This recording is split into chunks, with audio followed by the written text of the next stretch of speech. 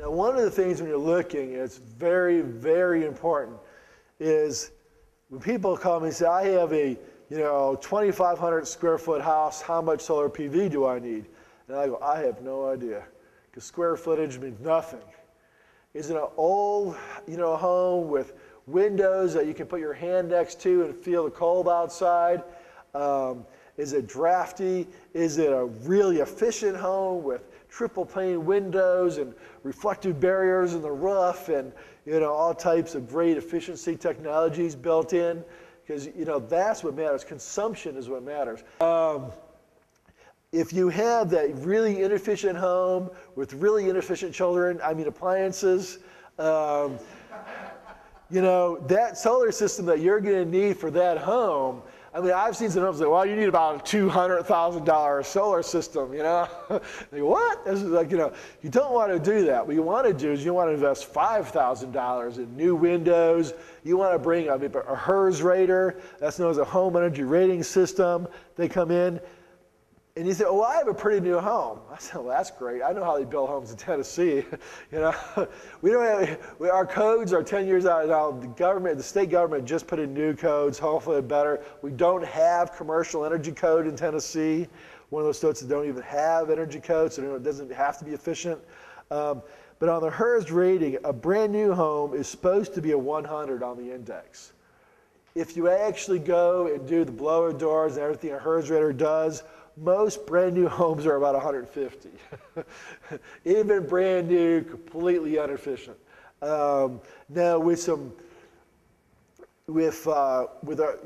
auditor comes in and he finds the problems, a lot of times it requires, they have good ones have infrared cameras. So like in insulation, you think that outside wall has been insulated, right? Well, they just stuck up something and it fell down, and there's you don't even know, but there's a gap in heat and cold is coming through that wall. You have no idea. Or they didn't, they fell short on that roof part and they left that whole little corner wide open and heat and cold is just flying out of that sucker. So, you think you have a good home, doesn't mean you actually do. There's little things that can really make your home inefficient. Our HERS rater comes in there, they've got blower doors and stuff. Now KUB and TVA does have a audit. They decided to save money, and they didn't do the blower test, and they didn't do the test where they do your duct work.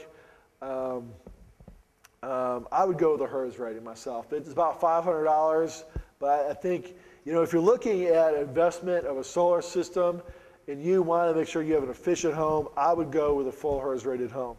And you can, in a new home, you can get down to 60, 50.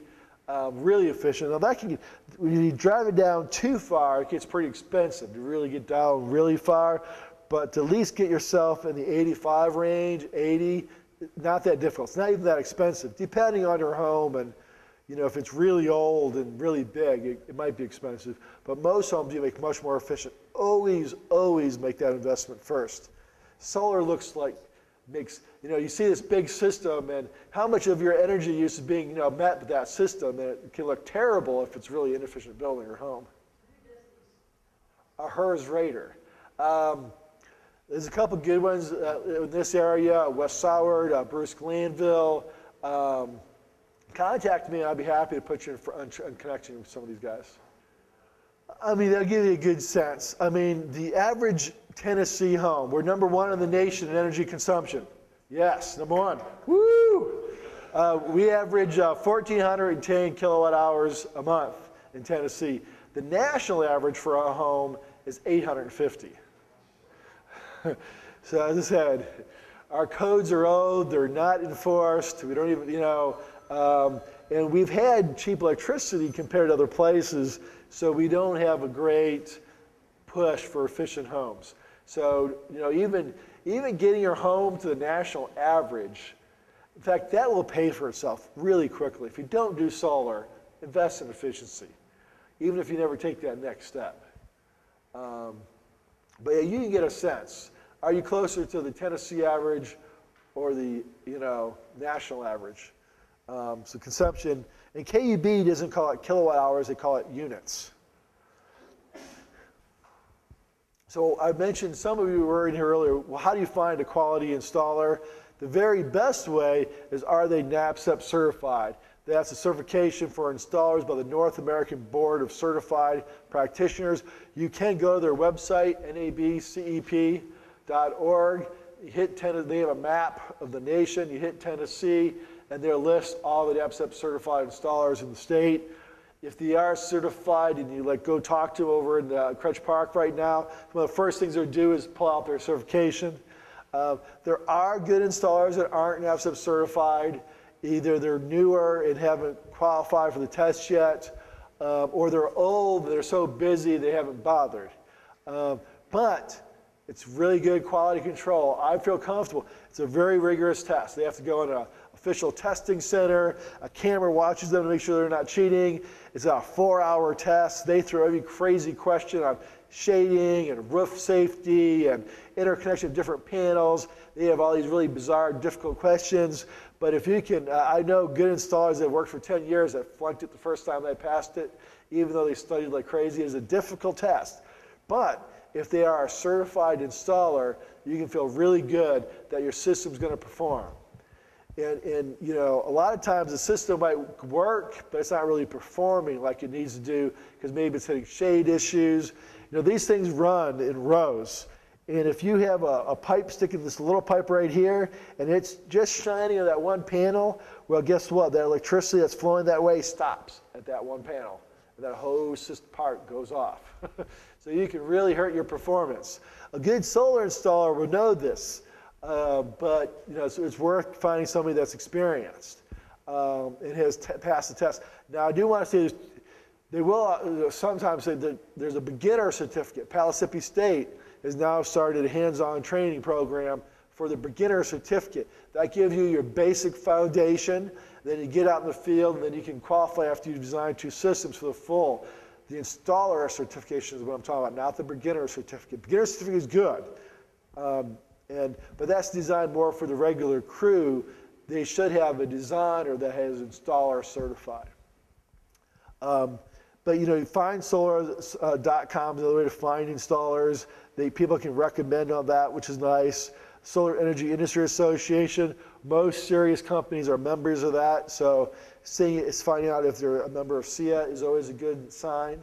So Palisippi State is now offering Brad Coburn, he's going to be here today at Palisippi State. If you want to get into the business, Brad's the guy you want to talk to get trained for this business. He is great. We are lucky as heck in Knoxville that we have got a college partner for doing the training. Other resources, you know, I've already mentioned NABCEP, Interstate Renewable Energy Council for like codes and things like that are great. Desire, if you look. If you Google solar, you get all types of stuff. I mean, it's almost like too much information, and a lot of it dates from the 70s. It can be very confusing. But if you go to the U.S. government's website, eere.energy.gov/solar, that's a great one. The National Renewable Energy Laboratory. The U.S. Green Building Council, they are also tabling here. That's a great resource for looking at sustainability, energy efficiency stuff. Those guys can connect you with HERS raters as well, and they're tabling here today. Solar Energy Industry Association, SIA. ACES is also good. ACES, the local chapter of the American Solar Energy Society, is tabling with us today. All these slides are on this website, cityofknoxville.org/policy/solar. My older presentations are on there. This one will be up there shortly, but almost all of these slides are also my older presentations. So you can download any, and just go and you'll see, October ones. You'll see different ones, and just click on one, download. Most of this information will be on all of them. I mess with my presentation each time. Each one is unique, but many of the slides are on there.